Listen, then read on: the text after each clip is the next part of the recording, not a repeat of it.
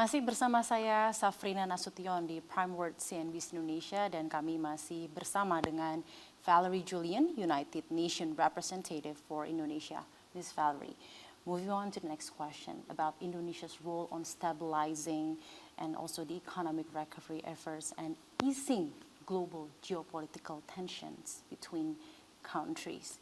How does the United Nations see the role of Indonesia, especially as the host of G20 presidency last November? Well, Indonesia has a very, I would say, important role to play and is well positioned to play that role. You mentioned the G20, it's already a very good starting point. Given that Indonesia was presiding over the G20 during this year, it has really given Indonesia the possibility to develop some specific elements, specific points in the agenda. And that was really a very good thing. First of all, I have to say the G20 started at a time when the war in Ukraine actually, the war in Ukraine started immediately after the G20 started. And therefore, it colored, certainly, many of the deliberation and discussion. And I want to say here that Indonesia has done an exceptional work with the G20. It has kept the whole G20 going despite the tension that existed between the members of the G20 that include, of course, Russia among them. But another thing that has been really crucial, and I think this is where also Indonesia has positioned itself very well, is that from the get-go, as a president of the G20, Indonesia has said that it would always speak on behalf of the least developed countries, the G77, and all the island states as an archipelagic nation itself. And I think this posture is really essential because the 20 countries of the G20 are the most powerful countries of the world. And indeed, what they decide impacts the rest of the world, but it could equally turn into a discussion among peers, and that's it. That Indonesia positioned itself from the beginning saying, from now on, as president of the G20, we will represent the G77. I think it was an important thing. Also, another aspect of the work that Indonesia did during the G20 was also to bring in some new agenda, like the blue agenda, the ocean agenda. They created Ocean 20. And it really helped to bring about the attention of the world, the necessity to really help the ocean. And this was very welcome because this year as well, we had the Ocean Conference organized by the United Nations in June in Portugal. And those issues really needed to be discussed at the level of these 20 most powerful countries. So this has been really a very important endeavor. Then there is, as I mentioned earlier on, the participation of President Widodo in the GCRG, the Global Crisis Response Group. And that as well is another, I would say, space where Indonesia can continue to influence and bring a solution to the issues of the world. And now we know that next year, in 2023, Indonesia is going to chair ASEAN group. And equally, with the different members of ASEAN and within this region, this can be a very influential position. And I would like to also highlight one additional point where I think Indonesia can also lead, give an example. It's on the issue of energy transition. As you know, this year, unfortunately, the COP27 that took place in Egypt ended up without the critical commitment and, I would say, decision that was expected from the world. Indonesia is a country that actually has a very big role to play in that as well. You know that the 20 countries of the G20 are also producing 80% of the greenhouse gases of the world. So whatever each of these countries it will make a difference in the level of protection of the planet. In the case of Indonesia, 80% of the electricity in Indonesia is produced by coal.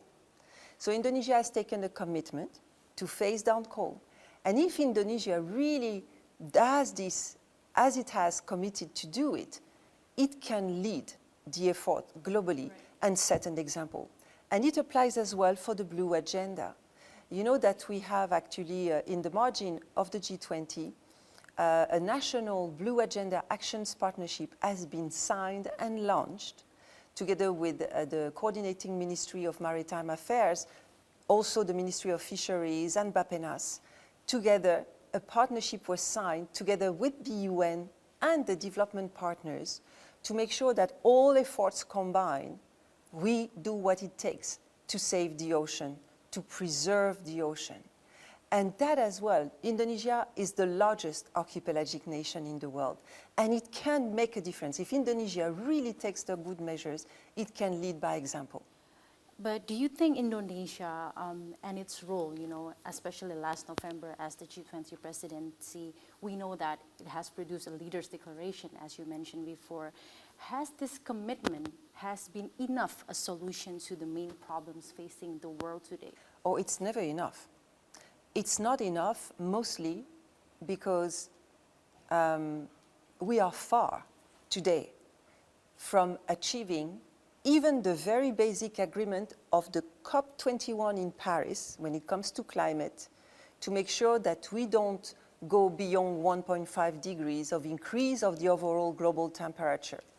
So it is not enough because we need a clear commitment. And as I was mentioning, the nations of the world, that includes the 20 nations of the G20, have not agreed on a stronger commitment during the COP27. So no, unfortunately, this is not enough. However, even if it is not enough, the next step is the implementation of what has already been agreed. Because you see, the way the world goes now, if we don't change, the Secretary General has been very clear. He said we are heading towards the wall, knowing that we are heading towards the wall with our foot still on the accelerator.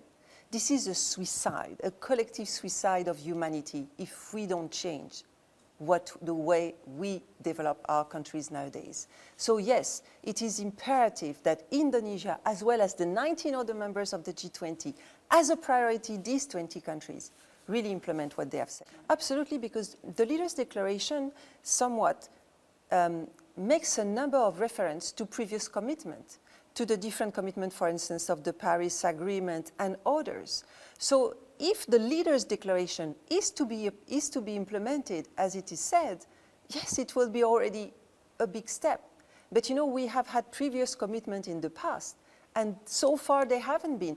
As I say, if I go back to the COP21 in Paris, which was really a milestone in the issue of climate, unfortunately, we haven't yet, let's say, implemented all what was said. The same with the SDGs, as we discussed earlier. The SDGs, when they were adopted in 2015, there was a plan so that in 15 years we would make sure that we can achieve them.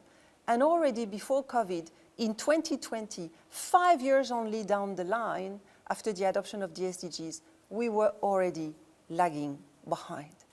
So really, the world and all the nations of the world have to make a collective effort and think about the collective good it would bring, because we cannot, any country in the world today, cannot look only at itself, ignoring what's happening, because we are on the planet altogether. So the Leaders' Declaration is a good start, but collective efforts... It's a good addition. It's a good addition, not a good start. It's a good addition, but they have to implement it. From the UN perspective, how deep is it the global economic clouds will be in 2023?